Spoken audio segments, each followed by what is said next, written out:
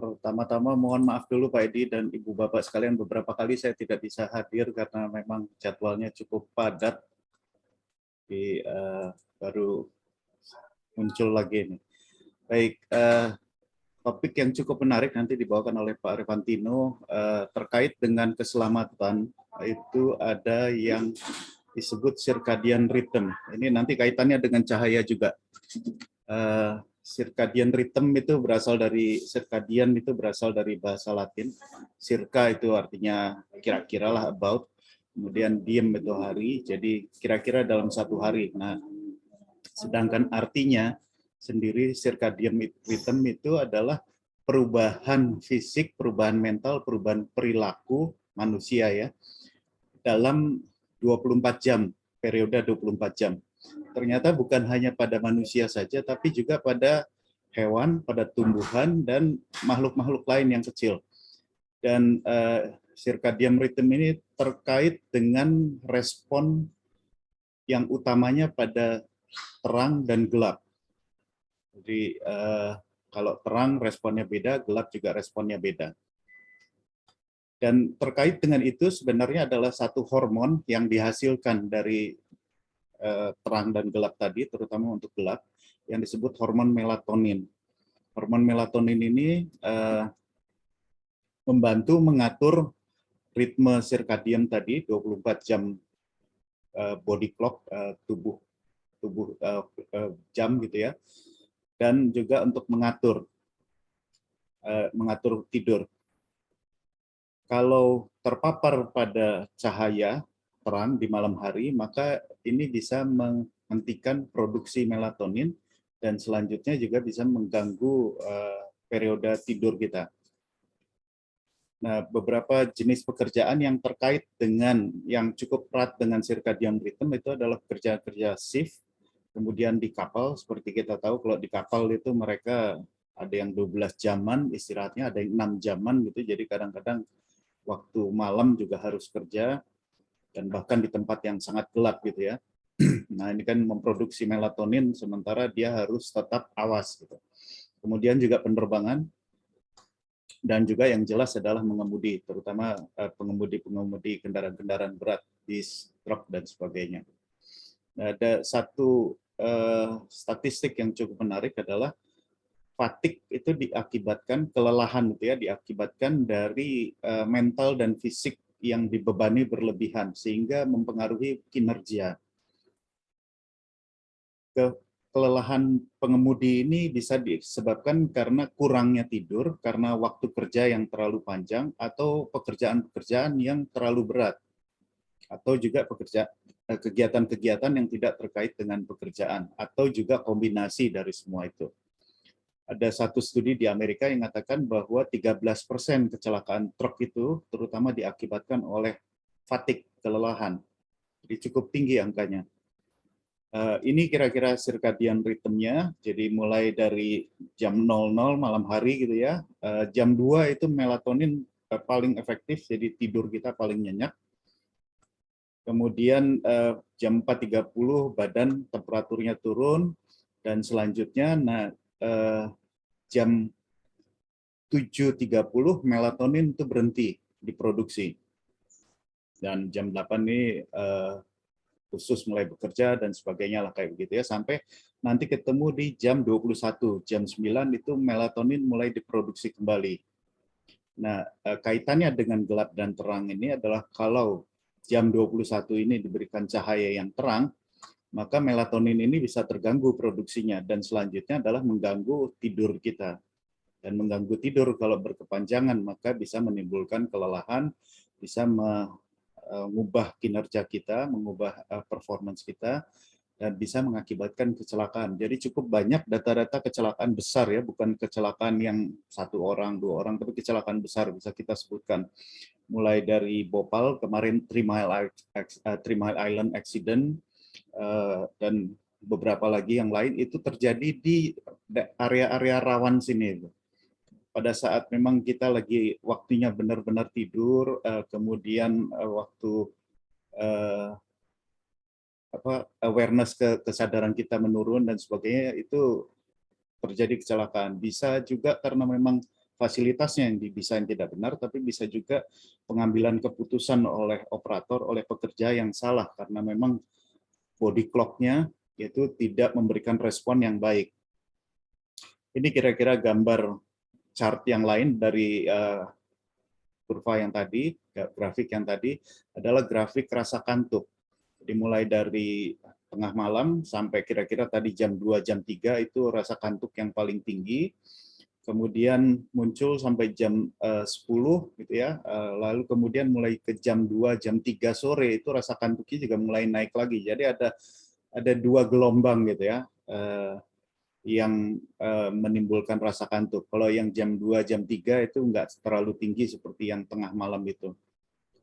Kemudian sampai jam 6, jam 7 menurun lagi rasa kantuknya. Nah, ini ada studi juga di Italia oleh satu universitas. Garis yang tebal hitam ini itu menunjukkan jumlah kecelakaan yang terjadi. Jadi bisa dilihat jam 0 ini adalah jam 00, dan jam 23 itu jam 11 malam. Jadi sesuai sama siklus tadi adalah jumlah kecelakaan juga cukup tinggi di saat kita pada saat waktu tidur, waktu istirahat begitu. Padahal jumlah lalu lintas yang digambarkan dengan blok abu-abu ini, jumlah lalu lintasnya malah rendah, tapi kecelakaannya tinggi. Sementara pada saat lalu lintasnya tinggi, kecelakaannya relatif lebih rendah dibandingkan dengan situ, dan juga ada dua peak, ada dua puncak gitu yang digambarkan di sini yang kira-kira menggambarkan tadi waktu ngantuk gitu. Ya. Dan yang cukup menarik, mungkin nanti dikaitkan dengan Pak Revantino, adalah cahaya sebenarnya. Jadi ini respon tubuh manusia pada cahaya dengan spektrum yang berbeda-beda.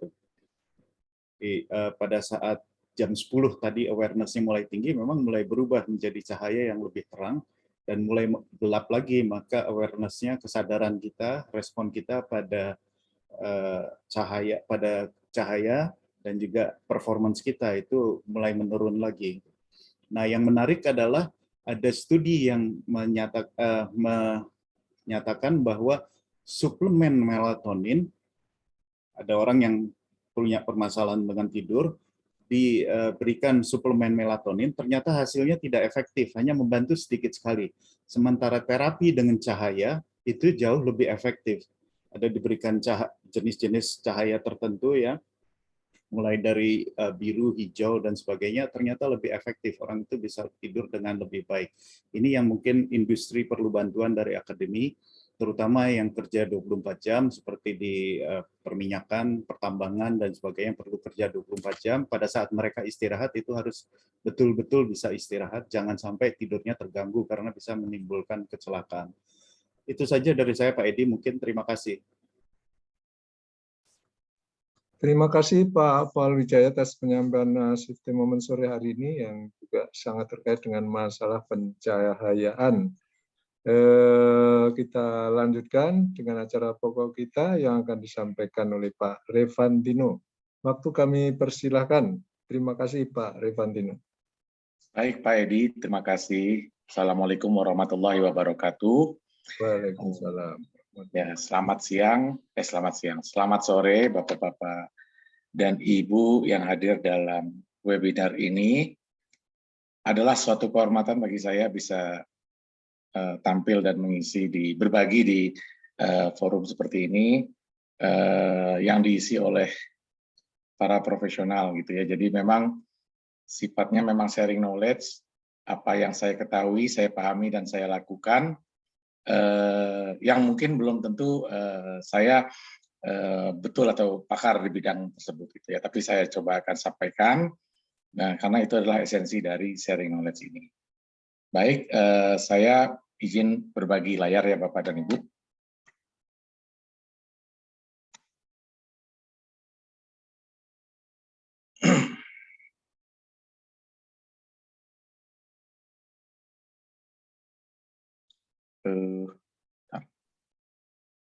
Sepertinya, oh ya sudah. Sudah muncul. Sudah ya Bapak, baik. Ya, sudah. Terima kasih. Ya. Baik Bapak dan Ibu, saya coba tampilkan slideshow.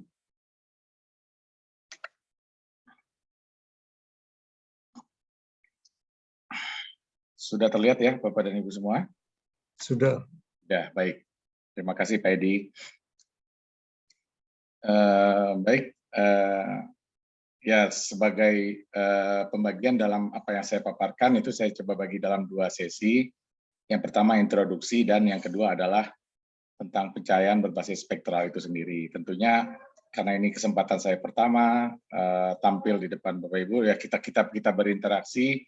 Tentunya ya untuk saling mengenal siapa saya, apa yang saya lakukan, kemudian apa namanya ya terkait dengan mungkin seperti promosi tapi tidak langsung itu tentang apa yang saya lakukan, karena boleh jadi nanti ke depannya setelah forum ini mungkin proses bisnis di instansi saya dengan Bapak Dirgo ada beririsan sehingga kita bisa bekerja sama lebih lanjut.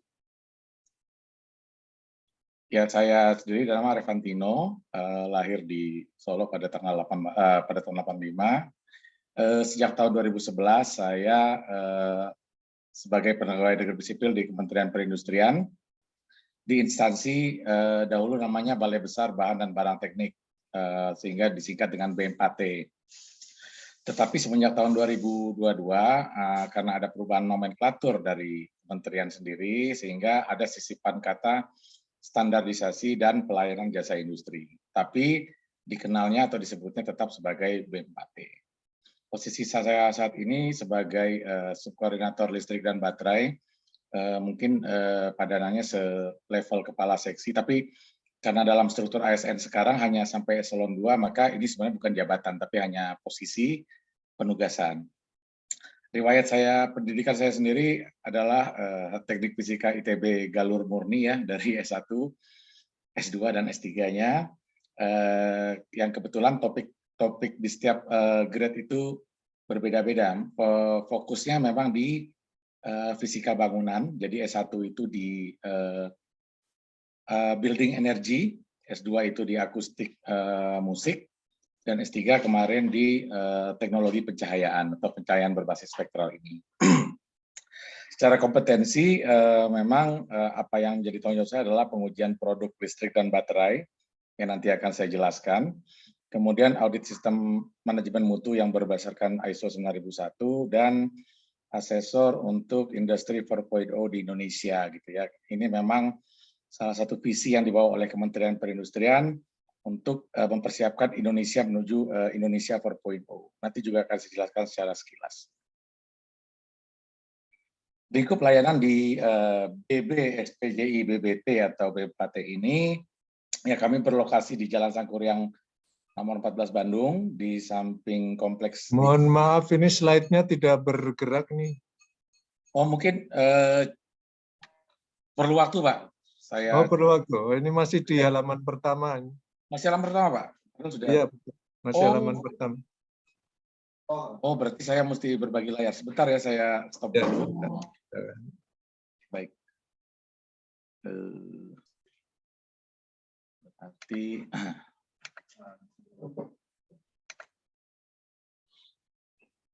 saya coba di sini. Nah, ini ke halaman 4 ya ini ya. Ya, berarti halaman sini. Saya coba lagi. Semestinya sudah tampil ya, Pak Edi. Sudah tampil. Oke. Di sini bergerak, sudah bergerak ya, sudah berputar ya Bapak Ibu ya. Baik. Ya, sudah. Ya. Jadi ya kami berlokasi di Jalan Sangkuriang 14 di samping kompleks LIPI di dekat Polsek Nyaman Coblong, jadi dekat sekali dengan kampus ITB, sehingga praktis dari kampus S1 S2 saya berpindah lokasi dari kampus ke tempat kerja sekarang hanya sekitar 500 meter gitu, tidak jauh-jauh circle saya sebenarnya. Penjelasan lengkap tentang BMPAT ini bisa Bapak Ibu lihat di website kami bmpat.go.id. Dan juga terkait layanan, kami juga membuka WA pelanggan yang bisa bertanya apapun di sana selama jam kerja terkait layanan apapun yang ditanyakan. Nanti dari customer service akan meneruskan ke yang dirasa berhubungan. Sebagian saja saya sebutkan, jadi ada laboratorium pengujian, yang di bawah saya itu ada listrik dan baterai, kemudian ada elektronika dan EMC, electromagnetic compatibility, produk-produk logam, komponen-komponen otomotif, dan barang teknik atau aneka. Aneka ini sudah banyak juga gitu ya. Kemudian laboratorium kimia dengan beberapa produk juga, dan juga semen ya. Kemudian ada layanan laboratorium kalibrasi dengan beberapa skop juga. Kemudian ada fasilitas learning factory terkait baterai lithium. Nah, ini memang dahulunya adalah fasilitas riset, tetapi karena kebijakan menarik fungsi riset ke BRIN, Badan Riset dan Inovasi Nasional, sehingga apa yang ada di BMPT, kami mungkin tidak lagi melakukan riset, tapi melayani asistensi terkait keperluan riset.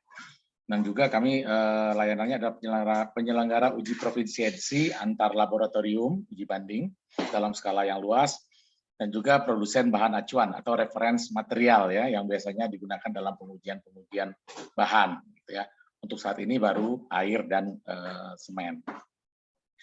Kemudian juga ada layanan inspeksi teknik ya, inspeksi teknik baik ke lapangan in situ terkait pengecekan benda-benda atau mesin logam maupun non logam seperti beton. Kemudian lab itu juga punya laboratorium yang mengecek sampel beton dan metalografi untuk analisis kegagalan.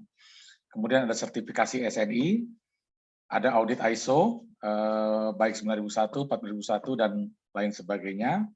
Kemudian diklat teknik ya seputar welding inspector, welding engineer, dan juga layanan asesmen industri 4.0, kesiapan industri 4.0 untuk industri dan BUMN. Jadi kebetulan ada MOU antara Menteri BUMN dengan Menteri Perindustrian pada tahun 2021 untuk melihat kesiapan BUMN terkait transformasi digitalnya gitu. Itu memang kerjasama sehingga kami mendapat penugasan untuk itu. Jadi layanan BMPT ini Bapak dan Ibu sangat beragam sekali sehingga boleh jadi orang mengenalnya berbeda-beda. Bagi yang memang bekerja di welding terkenalnya BMPT sebagai diklat. Untuk industri terkenalnya sebagai lab uji. Untuk suatu perusahaan sebagai audit ISO, BUMN mengenalnya sebagai Indi 4.0. Jadi sekian banyak. Silakan Bapak dan Ibu nanti bertanya, barangkali kalau ada keperluan silakan tanyakan ke layanan pelanggan. Barangkali ada yang bisa kami layani untuk kita kerjasama lebih lanjut. Nah, lingkup pengujian yang ada di bawah saya di pengujian listrik dan baterai itu ada lampu yang pertama ya, lampu. Mohon maaf gambarnya saya ambil dari umum karena terkait sampel ya. Jadi yang umum kurang lebih seperti ini, ada lampu LED dan lampu fluoresen gitu ya. Persyaratan pengujiannya, persyaratan keselamatan dan kinerja. Keselamatan itu terkait dengan perlindungan pengguna dalam penggunaan produk tersebut, tidak perlindungan dari kejut listrik, perlindungan dari panas, dari bahaya api, dan lain sebagainya. Dan juga performa. Performa ini ya, lumen per wattnya berapa, spektrumnya bagaimana, color-nya ada di posisi di mana, nah, itu bisa dilakukan di BMPT. Dan berikut standar-standar acuannya yang biasa kami layani gitu ya. Kemudian yang kedua adalah acid battery atau aki kendaraan bermotor yang masih digunakan di kendaraan motor bakar konvensional, baik untuk roda 4 atau lebih ya, kategori MN ataupun kategori L, kategori light atau sepeda motor gitu ya. Sepeda motor, sepeda roda 3 bisa kami layani dengan mengacu ke SNI maupun ke JIS ataupun IC. Jadi kalau untuk kendaraan-kendaraan asal Jepang memang standarnya mengacu ke JIS kami bisa, ataupun kendaraan dari Eropa juga berdasarkan IC kami juga bisa melakukan. Kemudian ada lingkup pengujian baterai, ya ada baterai primer yang sudah lama sekali ya. Baterai primer itu baterai yang single use ya, sekali pakai buang, dan juga ada power bank, tapi ini hanya safety saja, ini layanan baru tahun 2020.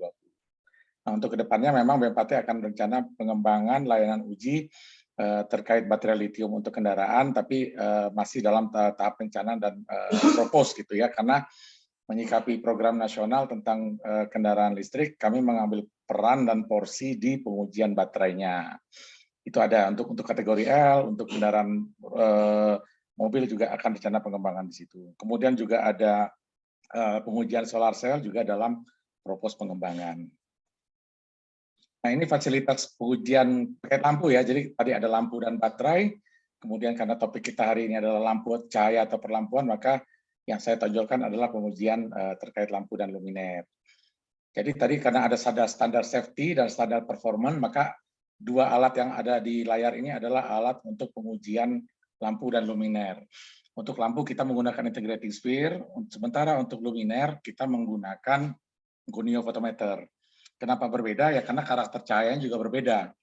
Kalau untuk lampu, memang dia cahayanya omnidireksional ya, sehingga bisa dianggap sumber titik dan bisa dilakukan dalam pengukuran menggunakan bola integrator. Sementara kalau luminaire seperti lampu jalan atau lampu LED kecil tapi dia punya arah sebaran tertentu, itu harus menggunakan gonio photometer.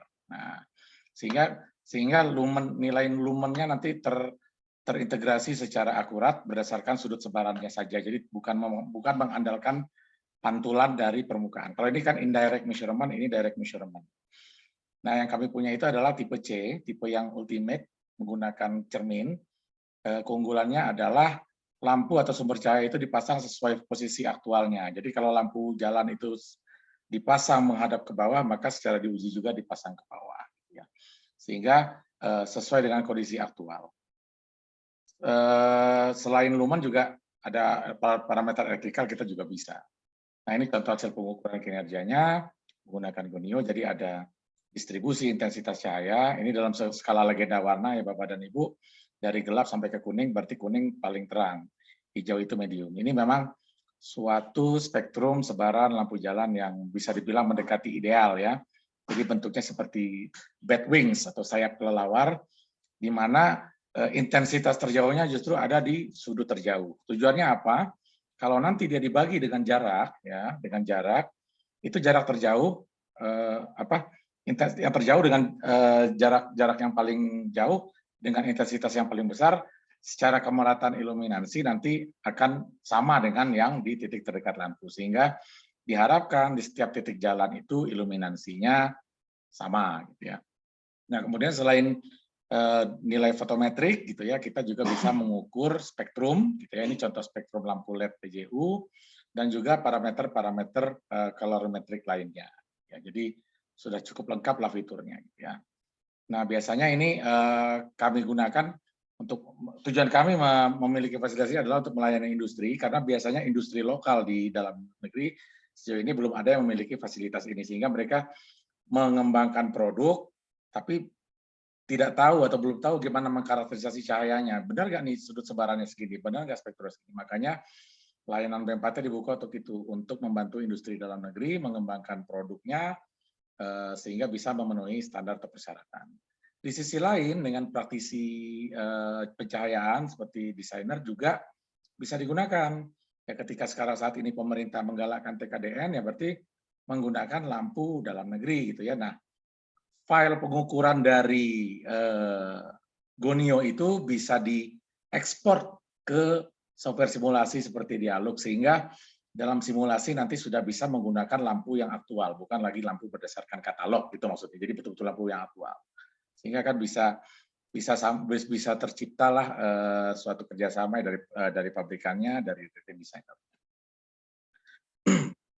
Nah, itu tentang sekilas tentang layanan BMPT. Nanti kalau memang perlu ditanyakan lanjut, mungkin di sesi diskusi bisa ditanyakan. Kita masuk ke intinya tentang pencahayaan berbasis spektral. Jadi seperti bagaimana yang Pak Paul sampaikan tadi, memang cahaya itu berhubungan dengan sistem sirkadian ya. Sebenarnya saya dengan Pak Paul memang tahu nama Pak Paul, tapi baru kali ini juga bertemu di forum Pak. Jadi ya salam kenal Pak. Senang bertemu, dan ya kita lanjut tentang solid state lighting ya. Jadi pencahayaan berbasis LED ini kan memang termasuk kategori pencahayaan kondisi padat gitu ya, atau solid state, di mana dia memang dari komponen semikonduktor LED yang memancarkan cahaya dan direkayasa sehingga bisa digunakan untuk pencahayaan umum. Nah, tren itu sudah berkembang pesat dalam dekade terakhir ya, sepanjang saya yang pengujian lampu dari 2011 sampai 2020 itu di periode turning point-nya itu ada di tahun sekitar 2013 sampai 2015. Tahun 2013 saya melakukan audit sistem manajemen mutu dalam rangka SNI ke pabrik-pabrik lampu di Cina. Itu komposisi produksi lampu CFL itu masih 70%, LED baru 30%. Di tahun 2012 terjadi kebalikan, LED itu di 70% dan CFL relatif menurun sampai 30%. Jadi perkembangannya pesat dalam dekade terakhir.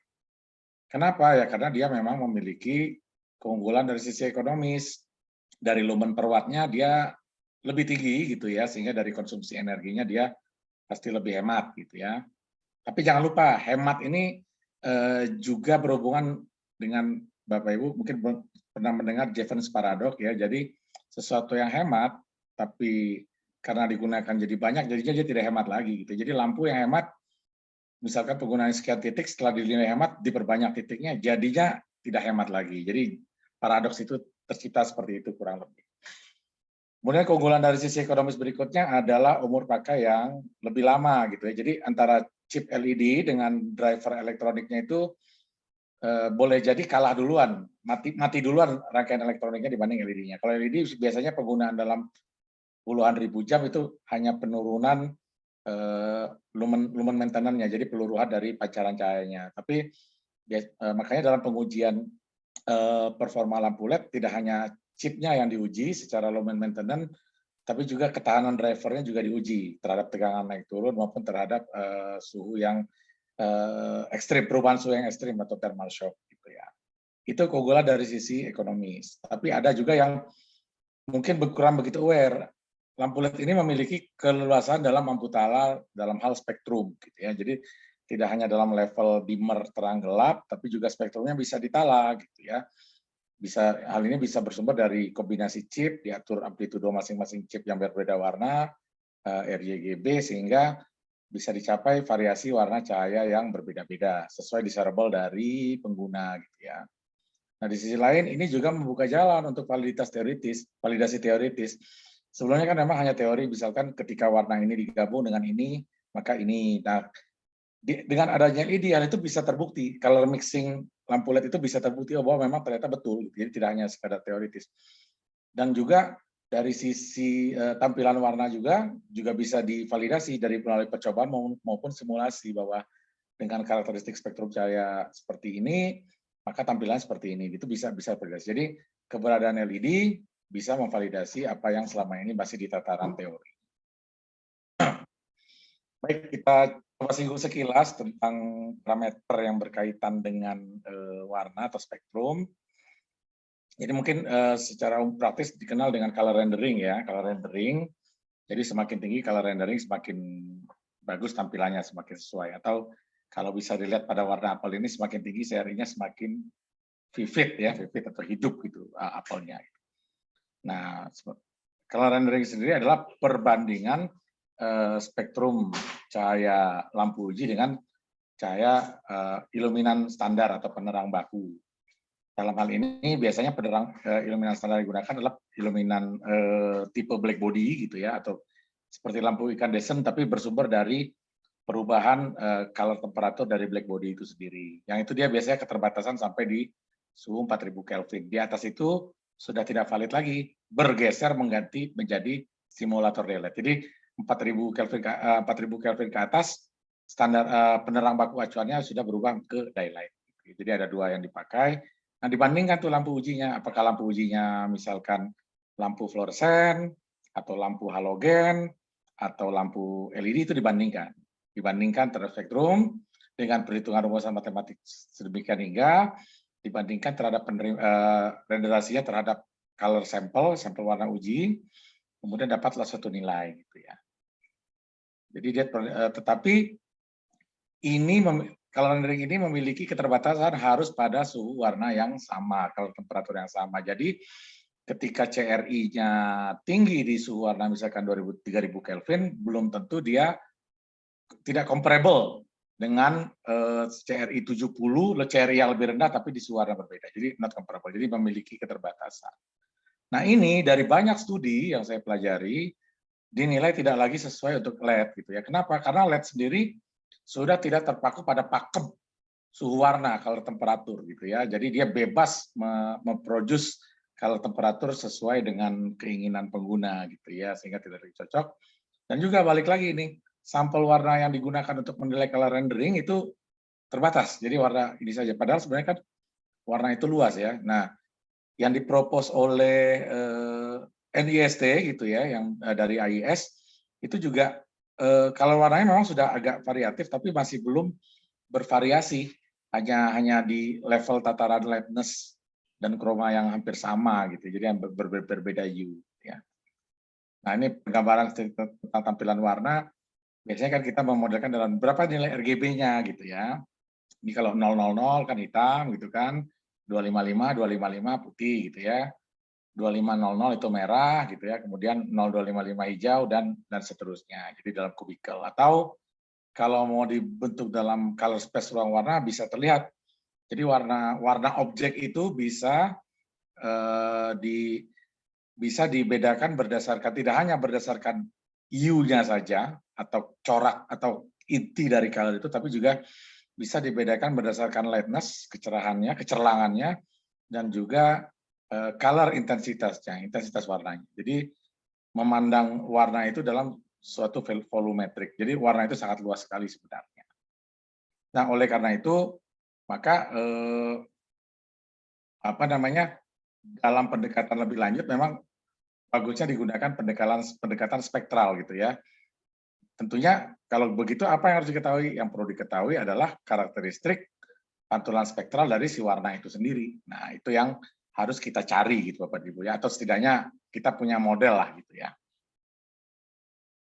Nah, terkait kolorimetri sendiri sebenarnya kan adalah bagaimana kan kalau cahaya tampak manusia yang bisa divisualkan oleh manusia itu kan bervariasi dari 400 nanometer sampai 700 nanometer gitu ya. 700 nanometer.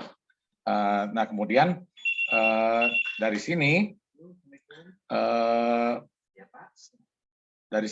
itu kemudian kan agak susah untuk menggambarkan spektrum dalam tataran spektrum ya, dalam rentang 300 nanometer itu mesti dijelaskan satu-satu nilainya, makanya dinyatakan dalam nilai tristimulus. Jadi dengan fungsi pencocokan warna, spektrum cahaya itu dikonversi menjadi nilai tristimulus XYZ gitu ya. Jadi ini misalkan ada spektrum, ini kebetulan contoh spektrum lampu pijar, dikenakan dengan fungsi color matching function. Fungsi color matching function ini sebenarnya adalah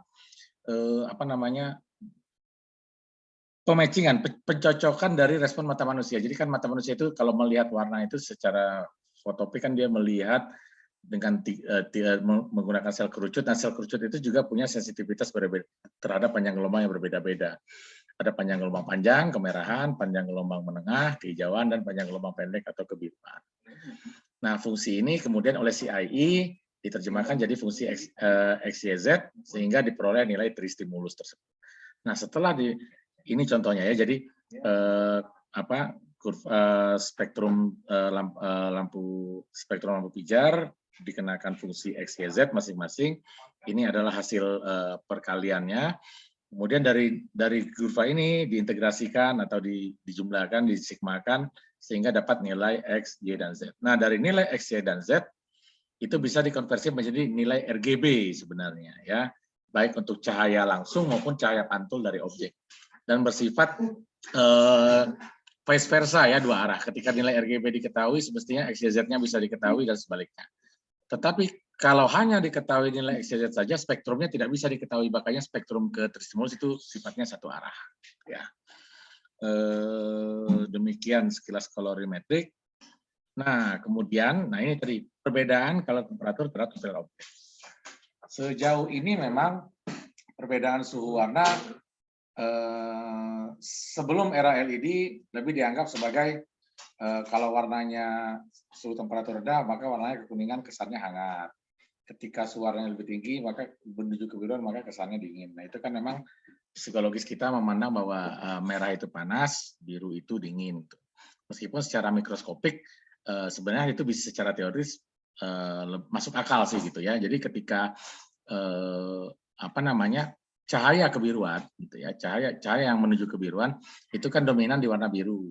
Nah, energi itu kan kalau dalam persamaan Planck kan sebanding dengan frekuensi gitu ya, atau berbanding terbalik dengan panjang gelombang. Jadi panjang gelombangnya semakin tinggi, maka tingkatan energinya semakin rendah. Gitu ya.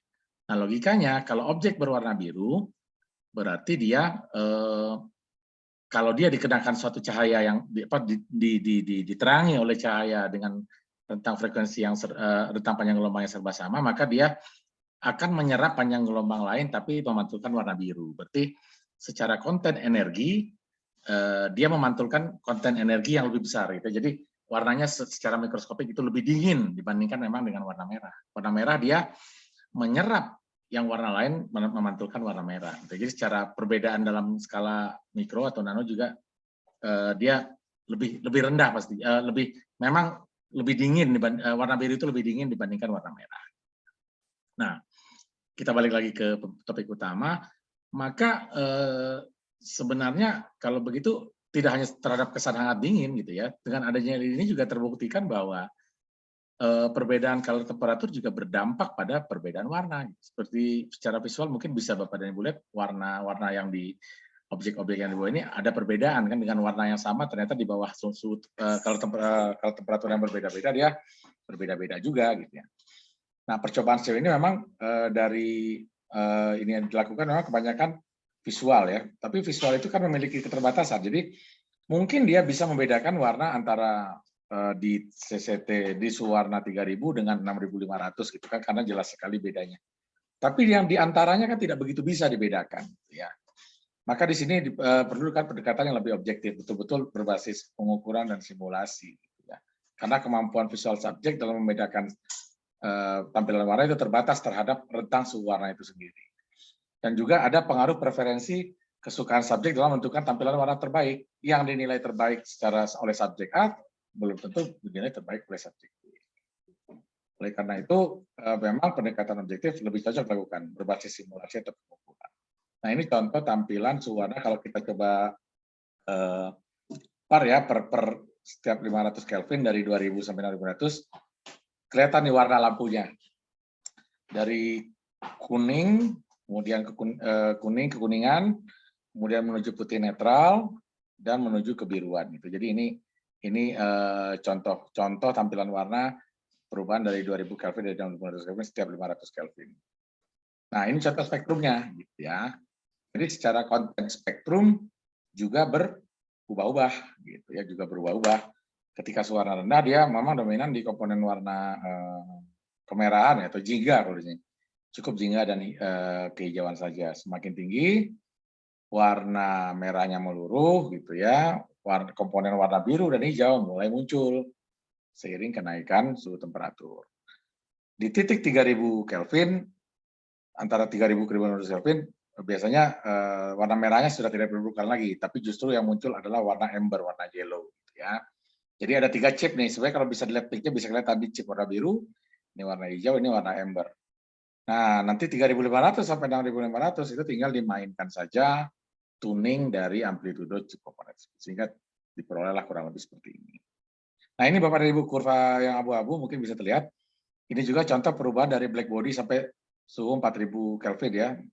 Mula begini, semakin 4000 Kelvin semakin meninggi dia. Nah, ketika di 4500 Kelvin dia berubah diganti oleh lebih cocok dengan daylight gitu. Nah, ini tentang spektrum. Nah, bagaimana tadi yang saya bilang, spektrum itu kan kita berarti PR-nya adalah bagaimana memperkirakan pantulan spektral dari si warna tersebut gitu, warna objek tersebut. Nah, saya temukan suatu pustaka daring gitu ya. Kalau pustaka yang konvensional itu saya nggak nemu, tapi ini pustaka daring ada gitu ya. Jadi ini model spektrum pantulan ideal dari suatu warna gitu ya. Jadi nanti spektrum yang ini kita versuskan dengan ini ya. Jadi kalau dia ini pada posisi RGB 255, 255, 255. Kalau misalkan lebih rendah gimana? Ya secara proporsional nanti dikalikan semakin lebih rendah. Sehingga dari berapa tuh 255 pangkat 255 kali 255 berarti ada sekitar 16 juta posibilitas warna kita bisa memperkirakan bentuk spektrum pantulannya. Dan apabila kita ujikan kepada 10 jenis spektrum ini, kita juga bisa memperkirakan bentuk tampilan warnanya. Kurang lebih ini selected ya, masih belum semua, tapi selected. Jadi kalau kita, secara tampilan default-nya seperti ini gitu ya, maksudnya begini, Ini sampel warna kuning, ini sampel warna merah, jadi saya gabung dalam bentuk suatu color circle ya. Nah, kalau misalkan disimulasikan, tampilannya kurang lebih akan seperti ini. Ya. Jadi ketika suhu warnanya merendah, kekuningan, maka tidak semua warna menjadi hidup gitu ya. Bahkan bisa dibilang secara kroma dia menurun gitu ya. Tapi dia terlihat lebih cerlang gitu ya. Nah, misalkan di 6.500 ternyata warna biru di suhu 6.500 Kelvin itu tidak begitu, malah bergeser dia ke keunguan. Gitu. Tentu timbul pertanyaan, ini kan base simulasi, apakah base pengukuran sudah dilakukan validasi? Sudah saya lakukan dengan 2 metode juga. Metode pertama, betul tidak warna merah itu begitu kurvanya ya. Dari pengukuran secara eksperimen memang mendekati gitu ya, tapi tidak ideal karena ada faktor dari bahannya. Kemudian saya validasi lagi dengan pengukuran di ruang gelap. Jadi tidak ada percobaan subjektif, pengukuran ruang gelap. Kebetulan dibantu oleh sensor spektrometer yang portable dengan sudut yang sempit 2 derajat ya, sudut mata sensornya itu, sehingga pantulan dari bahan itu praktis itu yang terbaca oleh sensor. Nah, dari hasil komparasi teoritis dan perhitungan dari metode itu secara kromatisitas tidak berbeda gitu ya, masih dalam rentang keberterimaan. Tetapi kan kromatisitas tidak bisa serta merta diterjemahkan jadi tampilan warna. Makanya di tampilan warna saya kembali menggunakan simulasi. Ya. Nah, tujuannya apa? Berarti dengan begini setiap suhu warna sebenarnya memiliki ini yang berbeda-beda, setiap warna objek memiliki hubungan dengan suara yang berbeda-beda. Secara praktis saya sebutkan mungkin yang bisa dibilang belum tentu terbaik itu hanya dari 4.000 sampai 5.500 Kelvin ya gitu ya. Nah, kalau kita urutkan warna objek itu dari merah sampai biru ya, jadi merah, kuning, hijau, biru, ungu, maka urutannya juga begitu. Jadi di 4.000 Kelvin itu warna merah jingga itu terlihat vivid di situ, terlihat sesuai gitu. Apa istilahnya? Jadi warna merah jingga yang ada di 4.000 Kelvin ini dibandingkan dengan yang tampilan defaultnya itu secara perhitungan matematis perbedaan color difference-nya paling kecil gitu ya. Kemudian bergeser ke kuning itu di 4.500. Kemudian hijau di skip karena hijau itu agak luas dia. Hijau dia bisa berlaku cukup luas dari 5.000 sampai 6.500 itu hijau itu bisa cocok. Nah, warna biru itu hanya di 5.500. Sementara warna warna ungu itu di sekitar 5.000 dan 500. Jadi kenaikan warna objek itu apabila diurutkan dari merah sampai ungu, maka dari 4.000 sampai 4.500 itu sesuai gitu, bisa proporsional diatur di situ. Jadi warna merah jika kuning dikenakan 5.500 juga nggak muncul dia warnanya. Nah, kenapa itu bisa terjadi? Sebenarnya dari sisi common sense juga bisa diperkirakan karena pada suhu warna 4.000 dan 4.500 kan konten warna cahaya kuningnya kan lebih kuat gitu ya, sehingga spektrum warna objek kuning terlihat lebih secara color difference tidak berbeda. Nah, hijau kenapa dia lebih luas gitu ya? Kenapa? Karena memang warna hijau itu praktis tidak begitu berubah-ubah secara spektrum. Bisa dilihat di sini. Secara spektrum kemudian warna hijau itu secara level dia tidak begitu berubah-ubah. Jadi yang bermain itu dari suhu 4.000 sampai 6.500 itu hanya suhu warna komponen chip warna kuning dan biru saja yang naik turun. Ya, warna hijau relatif tetap, sehingga warna hijau praktis dia lebih luas kecocokan suhu warnanya terhadap color temperatur. Nah, ini manfaatnya untuk apa? Ya, kalau misalkan nanti fokus ke pencahayaan objek yang dominan di warna tertentu, bisa kita gunakan suhu warna yang berbeda juga gitu ya. Jadi biasanya warnanya pasti warna putih ya, tidak ya, biar menunjukkan warna asli, tapi suaranya ternyata berbeda-beda. Nah, lebih luas lagi dengan pendekatan simulasi seperti ini, spektrum cahaya bagaimanapun sebenarnya bisa kita simulasikan, Bapak dan Ibu. As long as kita sudah tahu spectral vectors-nya, ininya kita bisa ubah spektrumnya, mau spektrum cahaya yang betul-betul biru, betul-betul merah, sehingga nanti bentuk tampilan warnanya bisa kita simulasikan. Gitu ya. Nah, memang masih memiliki keterbatasan ini Bapak dan Ibu. Ketika objek yang diterangi memiliki multiwarna, gitu ya. Yang mana yang mau didahulukan nih, warna yang satu atau yang mana yang untuk dimunculkan. Kemudian mungkin dalam misalkan pencahayaan panggung, gitu ya. Ketika sorot warna tertentu terhadap warna kostum performan, nah itu berarti akan timbul perubahan. Jadi dengan pendekatan simulasi spektral ini kita bisa memprediksi secara luas segala posibilitas spektrum sumber cahaya terhadap warna objek. Kurang lebih itu inti dari konten tentang pencahayaan berbasis spektral. Saya rasa mungkin memang saya belum begitu lengkap menyampaikan, tapi mungkin Bapak dan Ibu secara diskusi bisa menanyakan nanti. Terakhir, nah, from industry 4.0 toward lighting 4.0 era. Jadi memang Kementerian Perindustrian tadi saya bilang kami membawa misi Making Indonesia 4.0 gitu ya. Memang 4.0 ini kan kalau di sosial media kan sempat jadi ini juga kan gitu. Jadi misalnya apa-apa 4.0 gitu kan, atau bahkan jangan latah 4.0 juga gitu kan. Tapi nggak begitu. Jadi 4.0 ini memang sesuatu yang memang tidak, ketika kita sudah memegang gawai itu kita sudah bisa tidak terlepas dari esensi dari 4.0 itu sendiri. Jadi penggunaan teknologi informasi untuk segala suatu kebutuhan.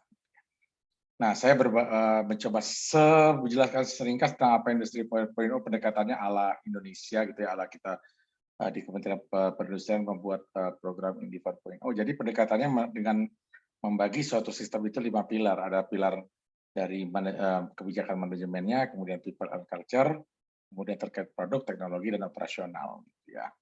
Masing-masing memiliki proporsi tersendiri. Nah, untuk menuju Lighting 4.0 ini memang Pustaka Istri baru saya temukan secara daring tahun 2021 kemarin, baru di situ disinggung, meskipun sudah mulai dibahas gitu ya.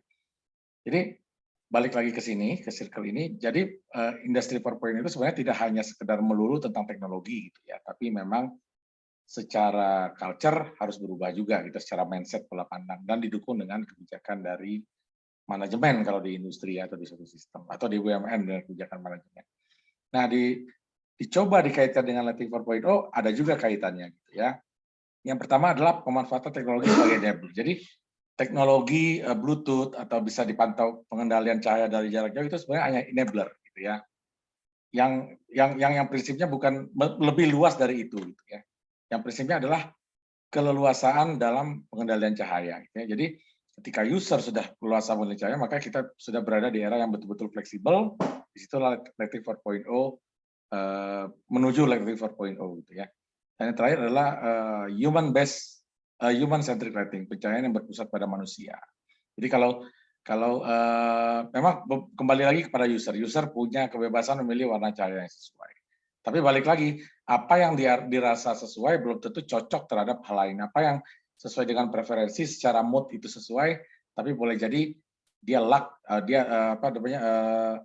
loose di tampilan warna. Makanya kita perlu mencari tantangan kajian kedepannya masih jauh nih, bisa mencari optimasi antara mood dengan tampilan warna dan lain sebagainya. Ini menuju Lighting 4.0 itu baru karakteristik. Demikian paparan dari saya sudahi berbagi layarnya dan saya kembalikan ke Pak Edi sebagai moderator. Terima kasih. Baik. Terima kasih Pak Revantino atas pemaparannya ya tentang pengenalan B4T dan juga tentang pencahayaan berbasis spektral. Kita bisa memanipulasi warna ya. Manipulasinya warna ya, bukan uang ya, ini ya. Manipulasi warna menjadi berjuta-juta tadi ya, luar biasa. Silakan kalau ada pertanyaan bisa menuliskan di chat box atau ada yang angkat tangan itu Pak Alwi Hidayat, barangkali ada sesuatu yang ingin disampaikan atau apa ini Pak Alwi? Silakan menulis pertanyaannya di chat box.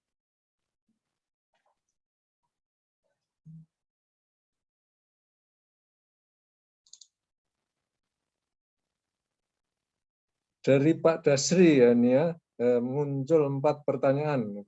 Ini langsung satu orang pertanyaannya 4 nih Pak.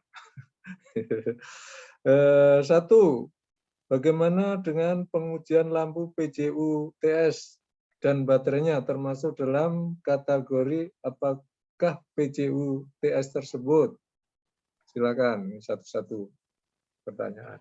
Ya, baik Pak. Mungkin ini ya penerangan jarak umum yang berbasis solar cell ya, dan ada terintegrasi dengan baterai.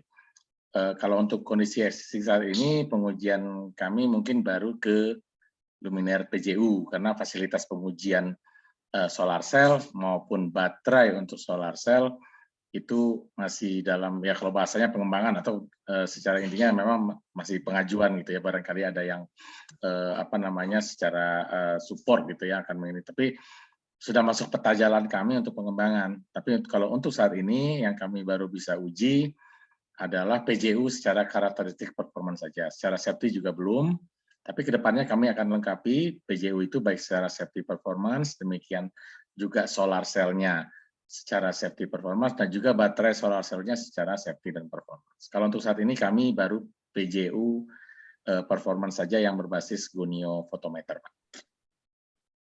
Baik, ini mungkin masih ada kaitannya barangkali Ya, yang dengan nomor 2 Pak ya, dalam penggunaan ya. panel PLTS, apakah standar uji digunakan terhadap baterai dan Apakah lampunya? standar uji yang digunakan terhadap baterai dan lampunya? Nah, ini. Ada Pak, ada standarnya. Saya nggak hafal, tapi bisa dicari karena itu umum gitu ya.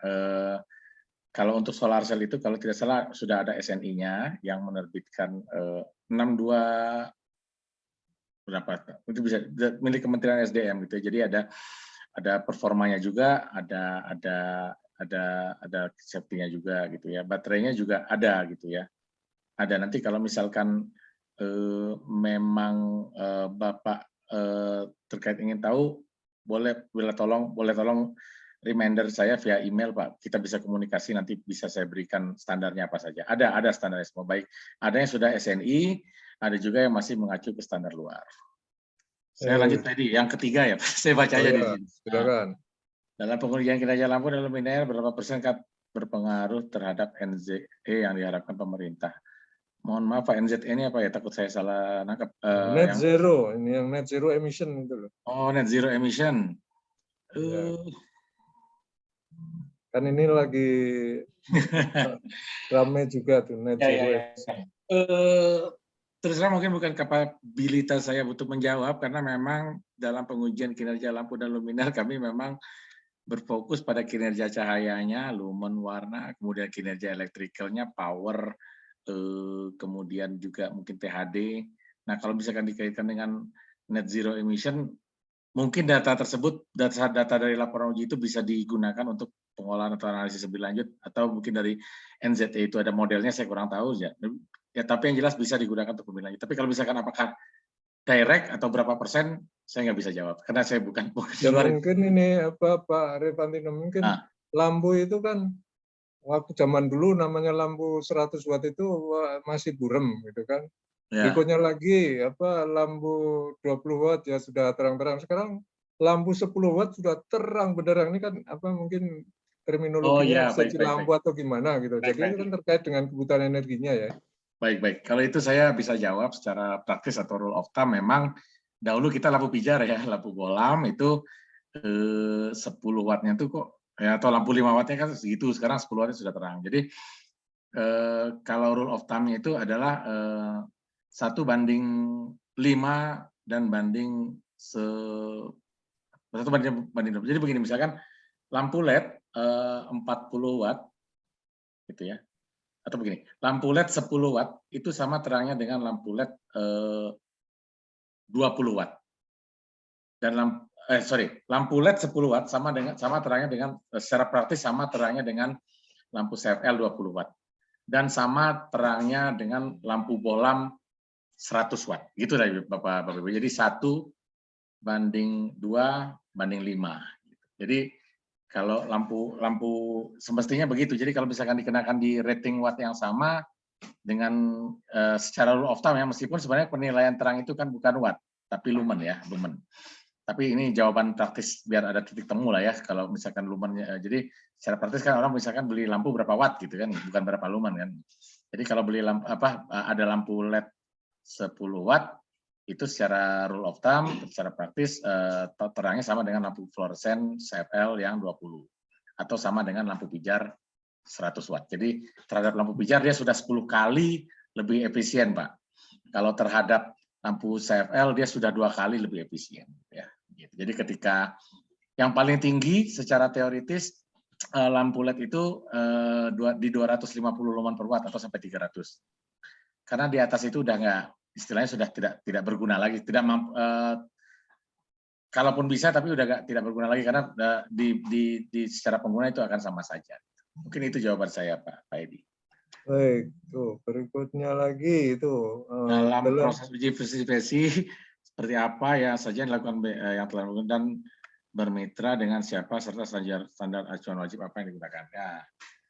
Kalau tidak salah untuk penyelenggara uji profisiensi ini sudah ada SNI ISO-nya, saya lupa angkanya tapi masih di 17 series gitu ya, entah 17.0 berapa gitu ya.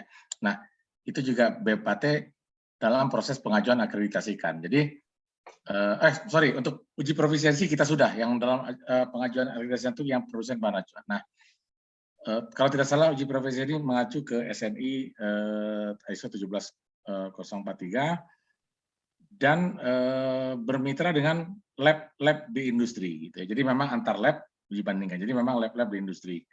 Dengan siapa saja mungkin nanti bisa mau komunikasi atau minta data itu bisa bertanya melalui WA pelanggan, barangkali datanya bisa dibuka dengan siapa saja dan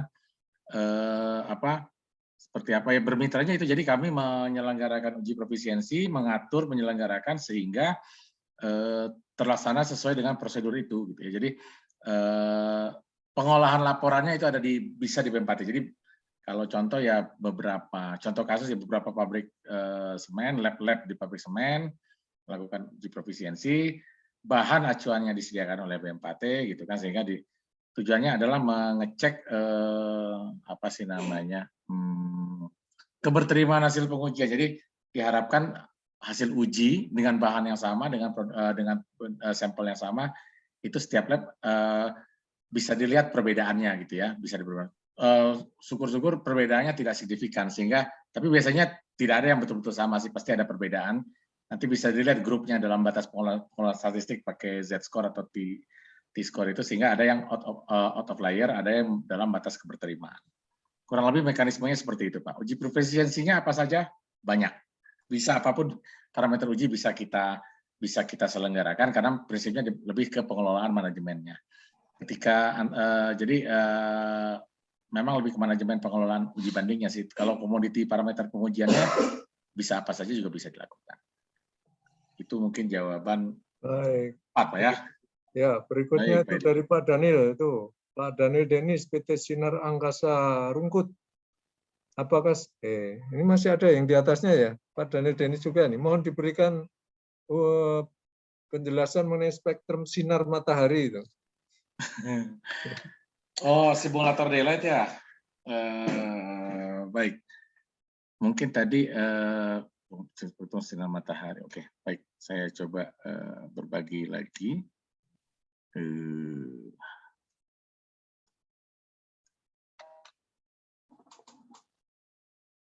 Semoga muncul ya Bapak dan Ibu ya. Halamannya berganti.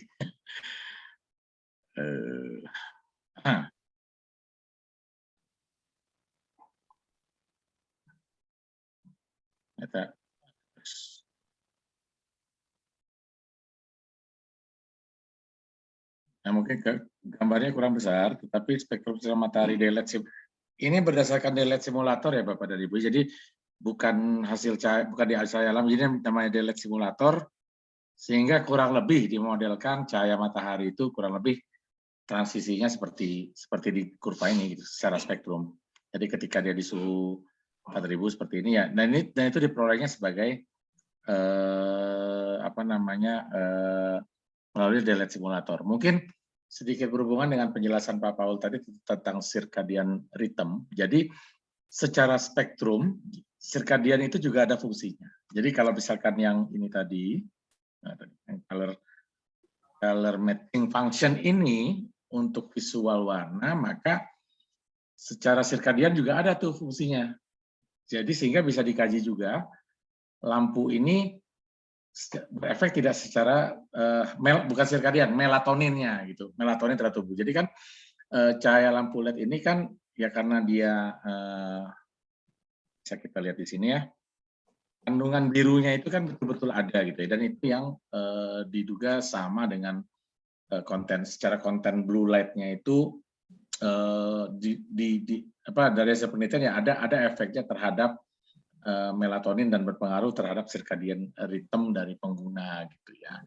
Nah, kenapa? Karena blue light itu identik dengan spektrum cahaya matahari gitu. Jadi oke, waktu sudah bergeser dari siang ke malam, tetapi tubuh kita menerima cahayanya kok rasanya siang terus. Ya. Hormon melatonin kita menerima cahayanya kok rasanya siang terus gitu. Itu secara sederhananya.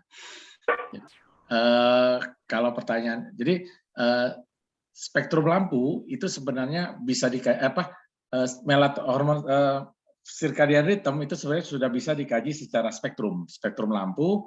Kita sudah tahu fungsinya, saya sudah nemu fungsinya dalam bentuk ini juga ada fungsinya, sehingga konten cahaya dari spektrum itu betul-betul bisa dikaji. Oh ini secara porsi memang dia blue light kontennya tinggi sehingga dia bisa berdampak kepada hormon melatonin dan berpengaruh kepada circadian rhythm. Kalau tidak salah kurva respon melatonin itu memang titik beratnya dominannya ada di kebiruan karena memang titik beratnya itu memang kajian itu di blue light konten. Beda dengan blue light hazard ya, ini blue light konten yang berdampak terhadap circadian rhythm. Jadi kalau tadi Bapak pertanyaannya mohon penjelasan tentang sinar matahari ya mungkin itu yang bisa saya jelaskan. Jadi sinar matahari itu ya dia bervariasi terhadap cuaca juga, terhadap waktu juga gitu ya, pagi siang sore pasti berpengaruh. Nah, kalau daylight simulator yang saya tampilkan dalam kurva abu-abu ini itu adalah dari daylight simulator. Jadi bukan cahaya alami beneran gitu ya. Mungkin itu dulu kalau untuk yang pertanyaan barusan. Baik, masih Pak Daniel Denis lagi ini. Apakah sudah bisa melakukan pengujian blue retin? Belum, Pak. Tapi secara konsep kami sudah paham. Itu tadi ada blue light content dan ada nanti blue light hazard. Kalau blue light hazard ini tetap yang dikaji blue light-nya gitu ya, atau panjang gelombang kebiruan tapi lebih tinggi lagi, atau panjang gelombangnya lebih rendah lagi sehingga nanti masuk ke UV content gitu ya. Nah itu blue light hazard gitu ya. Nah itu bukan lagi performance tapi ke safety, jangan sampai menimbulkan bahaya bagi penggunanya. Jadi lebih umumnya itu parameternya disebut photobiological system. Jadi yang dikaji yang dikaji adalah konten spektrum yang ada di luar cahaya tampak, yang ada di under 300 nanometer ataupun di atas 700 nanometer. Jadi secara pengujian alatnya mirip dengan pengujian performa, dia punya spektrum tapi rentangnya lebih luas. Nah nanti sifatnya juga dosis gitu ya. Jadi ketika kontennya berbahaya, orang itu boleh terpapar dalam sekian menit saja. Jadi contohnya mungkin saya nangkap nih maksudnya ke pengujian lampu-lampu UV yang antibakterial, yang anti germ sekarang itu ada standar CIA juga udah lama, dari tahun 2000-an juga udah ada. Begitu COVID merebak, standar itu dirilis lagi secara publish dan dibuka open biar pada tahun 2020 itu riset yang berkaitan tentang blue light anti germ itu bisa segera terakselerasi. Tapi kalau balik ke pertanyaan ini, apakah sudah bisa melakukan pengujian blue retina? Jawabannya singkat, belum. Berikutnya dari Ibu Herawati Yusuf nih. Lampu LED ini masih bersifat induktif ya Pak? Berapa losses dari PJU LED? Kalau induktif disebutnya dengan lampu induksi, mungkin prinsipnya sudah bukan ya Bu ya. Jadi karena itu tadi dia kan solid state lighting ya gitu. Saya kurang nangkep nih kalau losses itu apa. Tapi kalau dari power factor sudah di atas 90% sih. Power factor, bahkan udah nggak ada itu. 90 itu juga udah paling rendah itu. 9 rata-rata itu di atas 95. Kalau yang dimaksud losses itu adalah power factor. Tapi kalau dari prinsip induktif, saya juga tahu ada lampu yang bersifat induktif gitu ya, lampu induksi. Tapi itu menggunakan sumber cahayanya fluoresen. Jadi lampu fluoresen diinduksi pakai kumparan magnetik sehingga timbul cahaya fluor. Tapi di aplikasi LED, LED ya itu ya. bukan LED. Nah di aplikasi LED setahu saya, tapi mungkin saya kurang update, nggak ada gitu. Tapi kalaupun ada ya berarti saya salah. Tapi LED ini ya itu tadi prinsipnya solid state, jadi bukan induksi. Begitu jawabannya. Baik, berikutnya dari Pak Pandu Santoso. Mohon pencahayaan berbasis spektral. Arti kata spektral ini kan secara hitungan atau pendekatan fisika? Dua-duanya Pak Pandu. Secara fisik pasti ya. Jadi apa maksud dari pencahayaan berbasis spektral itu kita adalah back to basic daripada berkutat di seputar indeks renderasi warna apa, angka berapa, lebih baik kita back to basic. Sumber cahaya spektralnya bagaimana, objek faktoral spektralnya juga bagaimana. Jadi kita menerapkan interaksi. Jadi secara fisik prinsip interaksi cahaya datang kali reflektasi objek sama dengan cahaya pantul dan itu yang divisualkan itu pendekatan fisiknya ada. Hitungannya lebih lagi. Jadi bagaimana spektrum yang luas itu diterjemahkan kembali menjadi parameter-parameter seperti tadi trisimulus, kromatisitas, RGB, CCT. Jadi dua-duanya banyak istilah-istilahnya ini. Jadi kalau mau ditanya pendekatan fisik dan hitungan dua-duanya, mau tuning amplitudo lampu kan juga pasti kita pakai perhitungan juga kan. Jadi pendekatan fisik ya, perhitungan ya. Jadi lampu ini bisa diatur-atur ini ya Pak ya. Tadi amplitudo lampu diatur itu gimana maksudnya? Amplitudo lampu itu kan kalau dimming dimmer ya? Dimmer, ya. Tapi spektralnya kan bisa diatur juga. Jadi misalkan dia dari ada komponen warna RGB, nah diatur aja amplitudonya. Kalau sama-sama maksimal berarti warnanya putih gitu kan. Kalau ya begitu. Kalau diatur. Ya, oke. Berikutnya dari Pak Joko Sumanto. Mengapa sama-sama lampu LED 15 watt? Kalau mereknya berbeda, terangnya bisa berbeda. Ya ini teman-teman di pabrikan lah kalau ada yang bisa jawab dari asosiasi itu istilahnya apa namanya? Ya saya mungkin kayak etis juga menyampaikan itu terkait dengan resep bisnis juga ya gitu. Mungkin ada pertimbangan kalkulasi bisnis, ada yang memang apa namanya? Ya wattnya sama, tapi mungkin bukan kualitas chip, grade chipnya yang berbeda. Memang chipnya itu kan ada yang mungkin yang dia pakai chip yang 150 lumen per watt, ada yang di atas itu gitu ya. Jadi dengan watt yang sama, otomatis yang 150 lumen per watt lebih tinggi dibandingkan yang 120 lumen per watt. Jadi wattnya sama, terangnya beda-beda. Tapi kenapa itu bisa beda-beda? Yaitu balik lagi ke pabrikan menentukan, itu mungkin dari perhitungan bisnis. Nah pertanyaannya mungkin lebih lanjut begini, kalau itu secara standar dibolehkan nggak? Boleh, karena pengujian performa itu tidak menetapkan sesuatu angka nilai, dia hanya memverifikasi apa yang dinyatakan oleh pabrikan. Misalkan pabrikan menyatakan lampu ini 15 watt, terangnya 1000 lumen. Ya kita verifikasi itu. Pabrikan lain menyatakan lampunya 15 watt, terangnya hanya 900 lumen. Kita hanya memverifikasi itu, jadi tidak ada batas nilai. Nah mungkin tidak selalu sama ya. Iya, jadi cocok-cocokan aja gitu. Tidak sama. Tapi mungkin ada regulasi tentang tanda bintang juga mungkin. Nah itu sudah regulasi dan itu terus terang kita support. Itu regulasi yang SDM tapi kita support dan itu kita ikutilah mekanisme di Kementerian SDM. Gitu. Baik, ini kemudian dari Pak Daniel Denis lagi nih, yang memang orang lampu nih sepertinya ya. Kalau kita mau membuat lampu dengan cahaya yang spektrumnya mirip dengan cahaya matahari, gimana? Terus terang disitulah tantangannya Pak Daniel. Memang apa namanya sejauh ini meskipun tadi keberadaan LED membuka jalan untuk validasi teoritis, tapi secara real kita belum bisa menghasilkan cahaya seperti matahari karena bisa Pak Daniel Bapak lihat tadi spektrum nilai simulator itu kan itu nggak ada alatnya sih, itu betul-betul teoris, spektrum teori saja. Jadi alat itu bukan alat dari suatu alat besar ada spektrum di penjara, nggak begitu, itu betul-betul spektrum teoritis. Adakah yang bisa seperti itu? Setahu saya itu belum ada. Makanya lampu LED ini ada beberapa, kalau studinya lebih terkait ke LED source yang benar itu ada, atau dia mencoba mengkompilasi beberapa chip gitu ya, multi chip sehingga dicapai spektrum yang mendekati cahaya matahari yang full di sepanjang konten spektrum itu. Tapi kalau ditanya jawabannya ya sejauh ini belum ada, tapi langkah ke sana pasti ada. Tapi kalau saat ini setahu saya belum ada. Bahkan yang yang serba sama, energi kontennya serba sama di seluruh panjang gelombang itu ideal sekali dan itu sangat sulit tercari sekali dicapai gitu kan.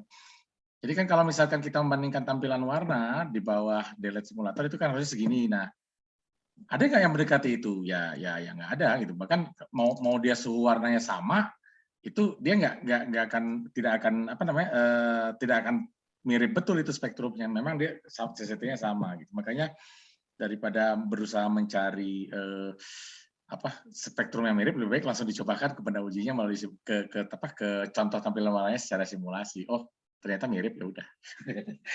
Jadi kalau pertanyaannya adalah kalau membuat lampu dengan cahaya matahari ya seterusnya belum bisa, tapi bukan tidak mungkin. Mungkin di future kedepannya mungkin saja. Baik, berikutnya dari Pak Dasri lagi ya. Sensor apa Pak yang digunakan lampu supaya bisa auto, baik warna dan hidup padam? Terima kasih. Kalau sensor yang terkait hidup padam biasanya ada sensor okupan ya, itu kan sudah sensor yang jenis lama. Jadi ketika deteksi ada suatu kegiatan dia menyala. Tapi kalau untuk warna itu memang disetting by user Pak. Itu memang mood lighting juga. Mungkin teman-teman di pabrikan lampu yang sudah memproduce lampu yang bisa tunable color-nya bisa menjawab. Setahu saya warnanya nggak auto, warnanya tetap harus disetting oleh pengguna. Tapi jadwal perubahan warnanya bisa ditetapkan oleh, jadi tidak bisa otomatis gitu. Setelah dijadwal nanti dia akan warna ini di jam sekian bisa, atau pas nyala dia segini, terus secara gradasi setiap menit dia sirkul warnanya berubah, itu bisa. Tapi kalau dia auto warna terhadap objek, setahu saya itu belum ada, dan itu memang suatu challenge juga. Bagaimana mencari titik tengah suatu sumber cahaya yang bisa cocok diterapkan untuk semua warna. Jadi dia bisa, nah itu masuk ke lighting 4.0. Jadi ketika sensornya mendeteksi warna objeknya ini, dia langsung mengenerate itu. Nah itu langkah ke depannya. Barangkali mungkin sudah ada ya, gitu. Mungkin sudah ada. Tapi sensor apanya, ya saya tidak bisa menjawab lebih lanjut sih, karena memang belum punya pengetahuan di sana. Kalau yang tadi ngatur warna tadi itu alatnya apa itu? Mahal nggak ini Pak? Ini Pak, biasanya kalau yang sudah otomatis ya biasanya sudah fiturnya itu sudah tertanam di badan lampu, dihubungkan dengan suatu hub gitu ya. Jadi pengguna bisa mengaturnya melalui smartphone biasanya Pak. Ya aplikasi. Oh, dari smartphone dan berarti low cost itu ya? Iya. Gimana Pak? Low cost, harga murah ya. Paket ekonomi. Ya, artinya embedded itu kan berarti ya sudah termasuk di dalam lampu, fitur lampu Iya, itu. sudah tertanam Pak, sudah tertanam. Biasanya pasti ada, sudah mulai banyak lah pabrikan yang memproduksi itu. Ada yang pilihan warnanya sudah hanya diskret gitu ya, merah, kuning, hijau, terang, redup, suhu 2000, 5000. Ada juga yang interface usernya itu berbentuk circle wheel. Jadi kalau digerakkan secara interface pakai jari ya warna cahaya tersebut bisa diproduce sesuai itu. Sudah ada lah pabrikan. Jadi embedded sudah tertanam Pak. Kalau yang untuk warna-warna tadi itu sebenarnya aplikasinya di mana yang suka warna berubah-ubah itu? Selain yang misalkan panggung atau apa itu, panggung kan sering warna berubah-ubah gitu ya. Iya Pak. Ya. Kalau di pencahayaan dalam rumah ya mood lighting Pak, lagi pengen relax, lagi pengen santuy. Oh, gitu ya. Lagi berasa agak gloomy, warna biru gitu. Kalau lagi marah warna apa itu Pak? Merah. Merah kayaknya Pak. Kalau romantis warna pink bisa Pak. Karena gitu ya, bisa ya. Insan itu sudah ini kan bisa. Kalau sampai Pak Priyatmoko aja senyum-senyum aja tuh. Berikutnya ada ini pertanyaan dari Pak Ferry ya. Ini ada pertanyaan lumayan panjang nih, 3 pertanyaan. Yang pertama, pada ruang operasi di rumah sakit kenapa selalu pakai cahaya halogen, pakai lampu halogen ya, sebelum sekarang banyak pakai LED? Ya baik. Saya coba jawab meskipun apa yang di luar, tapi begini. Ini tergantung jenis pekerjaannya. Pada dalam operasi kan memerlukan ketelitian yang tinggi. Kemudian juga mungkin faktor pembiasaan dari tenaga medis dalam melakukan operasi, sehingga takutnya ketika berganti ke sumber cahaya lain, ya barangkali dalam operasi itu perlu ada yang betul-betul teliti melihat ya benang operasi atau warna apa. Nah itu sehingga mungkin ada beberapa faktor biasanya pakai lampu halogen. Bahkan sekarang sepertinya juga masih dipertahankan gitu ya. Karena penggantian itu tidak serta-merta hanya pertimbangan energi dan tunability warna. Jadi jenis pekerjaan juga perlu. Jadi yang memang rasanya nggak perlu diganti atau tidak bisa diganti ya jangan dulu. Itu perlu rekomendasi dari yang bergerak di bidang medis bahwa sumber cahaya ini bisa dipakai lah, LED udah bisa dipakai buat operasi. Dan itu yang menentukannya dari yang bergerak di bidang kesehatan gitu. Kalau kita sebagai lighting engineer ya hanya merekomendasikan LED ini seperti ini, bisa diginikan. Perlu yang bagaimana ya bisa dituning, bisa diapa. Tapi tentang acceptabilitasnya user lah yang menentukan. Jadi memang belum tentu bisa diterapkan di semua jenis pekerjaan kegiatan visual. Kemudian yang nomor 2, Ya. saya baca sendiri ya Pak ya. Oh ya, silakan. Ada pewarnaan di programming RGB dari kombinasi 0 sampai 255 dengan nilai berbeda menghasilkan kombinasi 16 juta warna, betul. Apakah nilai bisa ini bisa diproses ditampilkan di spektrometer? Walaupun jelas mata manusia tidak bisa membedakan sama seperti saya coba cerna dulu pertanyaannya. Ya, oke. Agak nangkep saya coba ya Bapak Ibu saya jawab.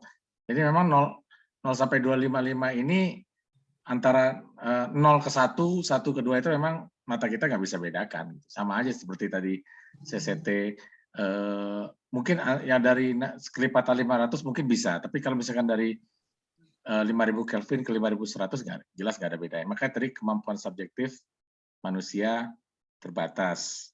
Tapi apakah bisa diproses ditampilkan di spektrometer? Bisa, karena itulah bisa diukur gitu. Tapi bukan RGB-nya Bapak Ibu, tapi spektrumnya. Dan lebih tepatnya bukan spektrometer ya. Kalau spektrometer itu setahu saya itu instrumen chemical ya. Kalau untuk yang pengukuran cahaya ini biasanya spektroradiometer gitu. Jadi memang mengukur spektrum dalam rentang misalkan cahaya tampak 400 nanometer sampai 700 dan kemudian bisa dikonversi menjadi warna, bisa.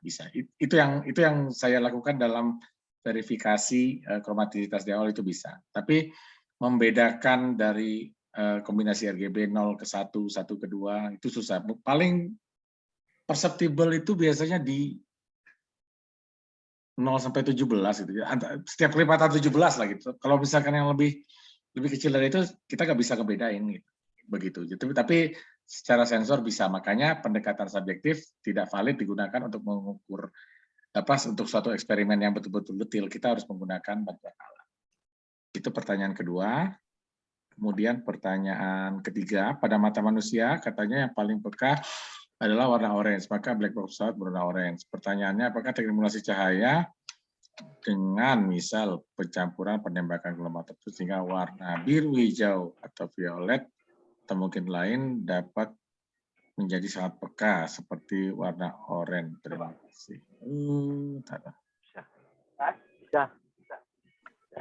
Saya coba jawab pertanyaan ketiga ya. Jadi memang sebenarnya respons mata manusia terhadap spek panjang gelombang itu bukan di orange sebenarnya, tapi di panjang gelombang 555 nanometer itu di warna hijau, kuning kehijauan gitu ya. Itu satu sense. Jadi bukan di warna oranye. Kemudian apakah teknik manipulasi cahaya dengan pencampuran warna tertentu bisa menghasilkan warna oranye? Setahu saya sih oranye itu kan antara panjang gelombang merah dengan kuning. Paling opsinya hanya itu. Kalau misalkan nanti ditambahkan misalkan komponen warna hijau, warna biru, bisa, tapi tetap saja warna merah dan kuningnya harus lebih dominan, itu aja. Jadi levelnya tetap saja harus dominan warna itu. Jadi tidak bisa dari misalkan ada warna hijau biru kemudian menjadi oranye, dari teori color mixing-nya nggak nemu sih gitu, nggak bertemu gitu.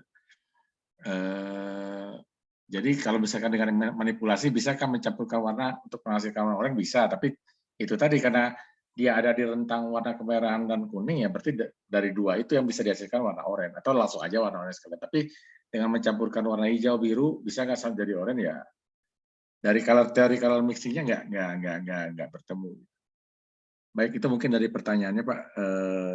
Masih ada lagi ya? Masih ada lagi. Ini waktunya masih lama loh ini.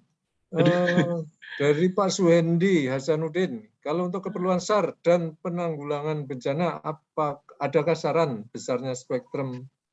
Nah, di panjang berapa nih ya? Kalau spektrum kan panjang gelombang cahaya yang dapat menerangi untuk waktu yang lama. Jika kita memakai baterai normal, misalnya alkalin. Oh, baik, Mas Wendy. Mungkin spektrum itu sebenarnya tidak langsung berkaitan terhadap terang, ya, karena memang itu karakteristik dalam sisi panjang gelombang. Jadi terangnya bisa diatur dalam level, tapi dengan karakter spektrum yang sama, terang redup itu bisa diatur dengan amplitudonya. Jadi karakternya sama gitu. Jadi kalau misalkan untuk keperluan SAR penanggulangan bencana, ini lampu darurat kali kalau saya duga, Pak, ya. Kalau saya baca pertanyaannya, keperluan SAR dan apakah adakah saran besarnya spektrum? Tidak ada sih. Yang saya tahu sih, kalau untuk bencana sebetulnya ya terang saja, yang penting terang, tidak perlu sampai ke spektrum, yang penting level terangnya. Nah, nanti seberapa terangnya itu saya nggak bisa jawab juga. Maksudnya mungkin pastinya ada level-level terangnya berapa, batasnya berapa. Dan jika harus memakai baterai, nah itu dalam lagi, itu bisa ke mungkin baterai manajemen sistem kali, Pak Edi. Maksudnya begini, bagaimana penggunaan baterai itu biar bisa tahan lama, itu jawabannya di BMS kayaknya. Oke. Gitu. Masih ada pertanyaan, Kak? Bisa disampaikan secara langsung? Alhamdulillah. Sekiranya ada yang mau ditanyakan?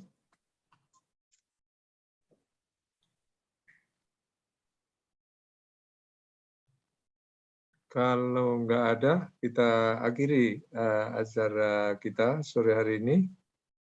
Sekali lagi, kami atas nama Badan Kejuruan Teknik KPI mengucapkan terima kasih yang sebesar-besarnya pada Bapak Revantino dari B4T yang sudah menyampaikan paparan dan menjawab pertanyaan-pertanyaan.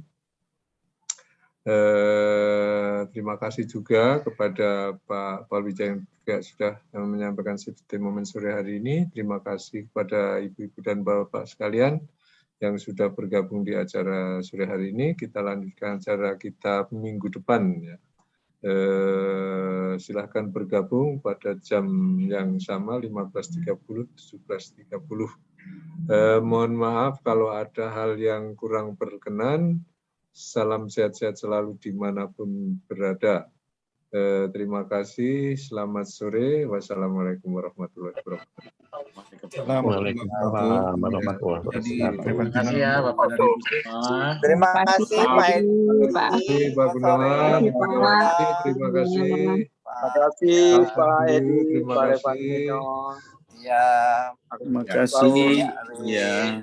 Terima kasih. Terima kasih. Baik Pak Edi, saya izin pamit ya Pak. Oh ya, terima kasih Pak Bang Revan. Iya Pak. Assalamualaikum. Waalaikumsalam. Kita akhiri sampai di sini.